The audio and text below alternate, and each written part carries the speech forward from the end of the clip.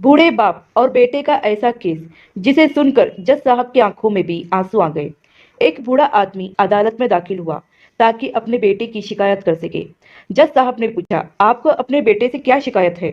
बूढ़े बाप ने कहा, मैं अपने बेटे से उसकी हैसियत के हिसाब से हर महीने का खर्च मांगना चाहता हूँ।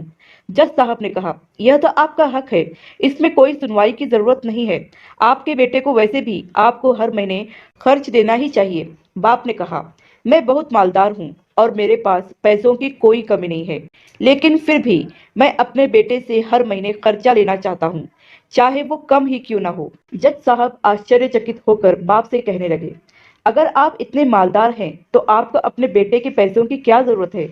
बाप ने अपने बेटे का नाम और पता देते हुए जज साहब से कहा, आप मेरे बेटे को अदालत में बुलाएंगे तो आपको सब कुछ पता चल जाएगा।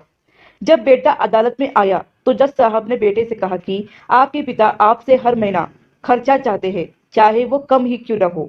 बेटा भी जज साहब की बात सुनकर आश्चर्यचकित होकर कहने लगा, मेरे पिता तो बहुत मालदार हैं, उनके पास पैसों की कोई कमी नहीं है, फिर उन्हें मेरे पैसों की क्या जरूरत है? जज साहब ने कहा, यह तुम्हारे पिता की मांग है और वह अपने मांग में स्वतंत्र है। पिता ने जज साहब से कहा, जज साहब आप मेरे बेटे से कहिए कि वो हर माह मुझे सिर्फ 100 रुपये दे, लेकिन शर्त यह है कि वो पैसे मुझे अपने हाथों से दे और वो पैसे देने में बिल्कुल भी देरी नहीं होनी चाहिए। जज साहब ने कहा, बिल्कुल ऐसा ही होगा। फिर जज साहब ने बूढ़े आदमी के बेटे से कहा कि तुम अपने पिता को हर महीने 100 रुपये बिना देरी के उनके हाथों में दे दिया करना, यह अदालत तुम्हें हुक्म देती है। मुकदमा खत्म होने के बाद जज साहब पिता को अपने पास बुलाते हैं। उन्होंने बूढ़े आदमी से पूछा कि अगर आप बुरा ना मानो तो मैं आपसे एक बात पूछना चाहता हूँ, आपने बेटे के खिलाफ यह केस क्यों किया जबकि आप मालदार हैं और अपने बेटे से बहुत ही छोटी सी कीमत की मांग की है?